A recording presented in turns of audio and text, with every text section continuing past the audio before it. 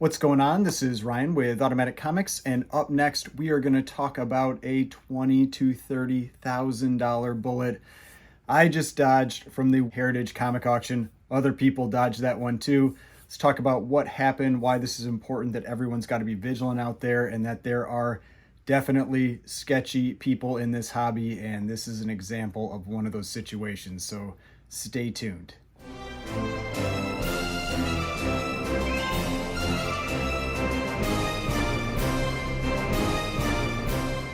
All right, so before we get started, please remember to hit that like button and hit the subscribe button if you'd like to see more content like this. Before I get into this, I want to thank everybody for liking the video, subscribing to the channel, all that kind of stuff. I just did the drawing for the 5,000 subscriber giveaway, sent that book out. I want to thank Tabby2345. I'll throw the comment up there, and everyone else that watched the video commented everything. Let's get to 10,000 so I can give something awesome away at that milestone too. Now, before I get too much into this, I was having some problems with the audio on this one because I wanted to share screens. I was recording on StreamYard and it kept getting out of sync. So I'm going to end up jumping over to a different view so you can see those screens and everything. But if the audio gets out of sync, you know, it is what it is. I tried recording it twice over there. I don't have any more time to spend on this. So what am I talking about here? This is the week of one of the Heritage signature auctions. If you're not aware of those, they happen about maybe 4 to 5 times a year. It's the really big books, cream of the crop type books, all that kind of stuff. Generally the books that range on the low end, like multiple thousands of dollars, to the high end, hundreds of thousands or millions of dollars. This one didn't have any that crossed the $1 million mark this time, but it did have this Calvin and Hobbes original art from one of the early Sunday funnies that he did, I think from 1987 maybe, sold for $480,000. That was only topped by an 8.5 Amazing Fantasy 15 that sold for about $550,000, which is actually a big drop for that book. That book is dropping across the board. It had sold at $875,000, I think just like 3 or 4 months ago. So I'm sure that one hurt for somebody, but yeah, that is not what we're here to talk about today, though. We are here to talk about a book that I had been hunting for ever since I first saw it. This is one of the Golden Age books that's out there. This is Suspense Comics number 3. So I'm going to cut to the other view now, so hopefully all the audio goes well. Auction. It only comes up for sale maybe once a year, sometimes twice a year, if that. I am talking about Suspense Comics number 3. I am going to show a picture of that one. I'll share it on my screen. And I'm doing a StreamYard recording for this one because I wanted to be able to share screens, but I was having problems with the audio. So if the audio is messed up again, we're just going to deal with it. But this is Suspense Comics number 3. This is this incredible Alex Schomburg cover. This is basically the top non-superhero book from the Golden Age. There is actually another book that is more expensive than this one technically, and that is this book right here, Phantom Lady number 17, which had a 9.6 Promise Collection copy sell last year for $456,000. The most that a Suspense Comics 3 has ever sold for is $262,900, but that was 5 years ago. I think, yeah, 5 years ago in 2017. We'll talk about that one in a little bit. I technically classify this book here as a good girl art book, not a superhero book, even though she is a heroine. That is who Phantom Lady is. But these books generally to me fall more in the good girl art camp than the superhero type camp. But let's talk about why Suspense Comics 3 is such a big deal. So yeah, you've got this amazing cover, one of the top covers from the Golden Age. And you can see this book does not come up for sale very often. This is GPA that we're showing right here. It had one sale on GPA. That was in 2020, this 5.0 that sold for $52,800. I think it would sell for a lot more than that now. I think there was a Comic Link sale earlier this year of like a 6.5. I don't remember what it went for, but that one isn't pulled in here. GPA does not pull in Comic Link sales, which is unfortunate because then it's really hard to find that data. But yeah, basically it sells almost never. And I've got the CGC census here. And the part of the reason is there are only 23 copies on census, with the highest graded copy being a 8.0. There is actually higher graded CBCS copies though. But This is that 8.0 if you're interested. The last time it sold was in 2006 for 47,800. It is a Davis Crippen pedigree copy. So there are a couple really incredible copies of this book out there. This is the highest graded copy that I'm aware of. This is a 9.2 from the Edgar Church or Mile High pedigree. If you're, I think most people are aware of that one, but just a collection of basically the best copies of most Golden Age books that's out there. This one sold for 262,900 for a 9.2 5 years ago. This book came up for sale again. I have no doubt that it would cross that 456,000 mark that is currently held by Phantom Lady 17. But I imagine somebody doesn't really want to let this book go. I mean, you have the highest graded copy that's out there, a Mile High copy. I mean, this is one of the top books from the Golden Age. So the other reason I'm really interested in these books is this run was one of the runs that originally really got me into Golden Age books, especially into things like pre-code horror. I've got a couple of my books here. So this is Suspense Comics. Well, actually, I'll just jump back to myself on screen. This is Suspense Comics #1. You can see it actually has a very similar look and feel to Suspense Comics 3, but it's just doesn't have that Alex Schomburg touch to it. This is all these books are extremely rare, especially the first few in the run. So that's that's #1. This is Suspense Comics #2 that I showed in a recent unboxing. This one actually has some restoration on the spine. It has some glue, kind of like glue. It's like this tape stuff that's there. But that's Suspense Comics 2. Then we've got Suspense Comics #4. This is the first LB Cole cover in the run. Again, very similar look and feel to Suspense Comics 3, but just doesn't have that Alex Schomburg touch to it. Then we have Suspense Comics 8, one of the most famous covers from the run, done by LB Cole with this crazy spider skull character. So that's Suspense Comics #8. And then we have the final two that I personally own, and that is Suspense Comics #9, just an awesome kind of like hypnotism type cover. I love that cover. And then my favorite cover, other than 3 from the run, Suspense Comics #11, which is incredible devil cover where he's sprinkling money down on people that are fighting for it, which, looks like that was true back in the 40s and it's true today. So, and that is what it's kind of the funny thing about that. That's kind of what this video is about. It's somebody jumping for money at the expense of others. So let's get into what happened. I'm going to add the screen back up here. So if you track a book on Heritage for an auction, if there's any changes to that book, they send you out a notification, whether it's a change to the listing description or whatever. And about 3 hours before this book was supposed to go up for sale, an email went out and said the listing had been pulled. I was super upset about it because I had been putting money away for a little while to have the opportunity to go after a book like this, and then to have it pulled so that he didn't even have a chance to go for it, because there's no guarantee I'd win it. I'm sure there are a lot of people who were looking for this book, but that made it so that now I'm, for a 1.0, which is about the only grade I'd ever be able to even try to afford. Maybe it'll come up again in like 10 years or something like that. So I was upset about that. That really sucked. But I soon learned that I actually dodged a very expensive bullet because of this listing getting pulled, where, the potential that I could have won this book and then I'd be stuck with something that wasn't worth what it was advertised as. So what am I talking about here? A thread opened on the CGC forums just a couple days ago, and here it is. This was opened by 10 Cent Comics, another person that was interested in bidding on this book. And so basically, I'm not going to go read everything here, but basically they said they were interested in this book. They were looking around at historical prices, all that kind of stuff like we all do. And they came across something very interesting with a sale from 2017. That sale was for this book. And this is one of the great things about Heritage. They keep the pictures, the records of all their sales forever. And it's a great resource. So we had this book come up for sale, a 0.5 incomplete copy for $5,520.90. So let's take a close look at this one. You can see here, small piece missing from many pages and last 4 pages missing, affects story incomplete, cover and first 6 pages and centerfold detached. Okay, that's fine. Incomplete copy. It's actually, in terms of common things, it's relatively common for this book to have incomplete copies, but that's not the real issue here. The real issue here is that the book that was up for sale on the this heritage auction was this one. Does something look familiar about this book? Let's jump back to that other one here. Look at these flaws. This one, this flaw here, all this stuff on the spine, this stuff on the bottom, all the same flaws. This is the same cover from this book. Not necessarily the same book, but it is the same cover. And it is a 1.0.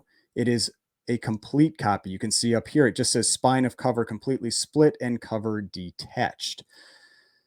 Whereas this one here, it is an incomplete book, missing 4 pages. So let's take a look at the grader's notes for this copy that was up on the heritage auction.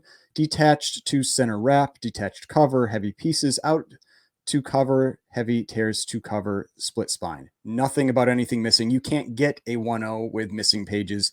So there's nothing missing from this book, according to this book that was graded in 2020, 3 years after it sold, that CBCS copy sold. This book was then submitted to CGC and got graded as a complete copy. I don't think CGC did anything wrong here. So I want to put that out there right away. I don't think CGC did anything wrong here. So what happened, Heritage ended up bringing down that listing, which is great because now, nobody potentially is buying this book that has something questionable going on with it. But there are some very notable differences between these two copies if we take a close look at them. So let's take a look at this one. So we can see here, if you look up in this corner, that this book was talking about missing pieces. And so you can see there's a lot of the interior page that's missing here. It doesn't stick out past the cover or anything like that. You can tell it's basically like cut off right here. But if we go to this copy, that is not the case. You have, let's see if we can zoom in on this here. You have complete pages over here by the edge of the corner of the cover. The other thing to notice is that you've got this staple right here. You can see the staple on this interior book, on the interior of this book. If we go to this one, there's no staple there. You can't see the staple. So let's jump back and forth. Staple, no staple. So there's a couple things that become very obvious right away that what likely happened was somebody found a complete interior, which is also extremely tough to come by. That is a rare thing to come by. They found a complete interior and they married the cover to it so that they could get a complete copy, which is totally fine. People do that all the time. People Frankenstein books together to get a complete copy of that book. But when you send it in to get graded, it gets a green label. It is marked as married, to say, the cover married to this book. And so then you get a green label. That's still a valuable book. It's probably a book that's worth maybe 12 to 15,000 in that 1.0 in a married state. But if you're talking about a universal copy, that's anywhere from maybe 20 to 30,000. And so there is a big price difference there. And what we can see is somebody decided that money was more important than their integrity. And we end up with what we have today, which is that 1.0 universal copy. So at this point, all we can really do is speculate about what happened on how we got to this book here, this 1.0 universal copy. Like I said, I don't blame CGC because when you're talking about a married book, identifying married books, normally it's actually pretty easy. The reason I don't think that it's the old interior is that, one, I talked about the corners and the edges there, but if somebody had married those 4 missing pages to this book, identifying married pages is pretty simple. You either have staple holes that don't align. That's a really dead giveaway right there. But also these books over the course of 80 years, they age differently. And so you have very different appearances of the pages. And so I don't think that, especially for a book that would have been walked through, that CGC missed anything like that with the marrying of interior pages. But you can see with this one, the other thing that you would normally use to identify it is where the staple holes are on the cover and how that aligns with the interior. But this book is missing paper where the staple is. So there's no way for you as the person that's evaluating that book to identify that this wasn't a married cover. that this book has this, that the staple here doesn't align with some staple holes on the book, because the staple on the other one, it could have been maybe down here where this little piece is missing down here. It could have been here. It's hard to tell because I believe this is a single staple book.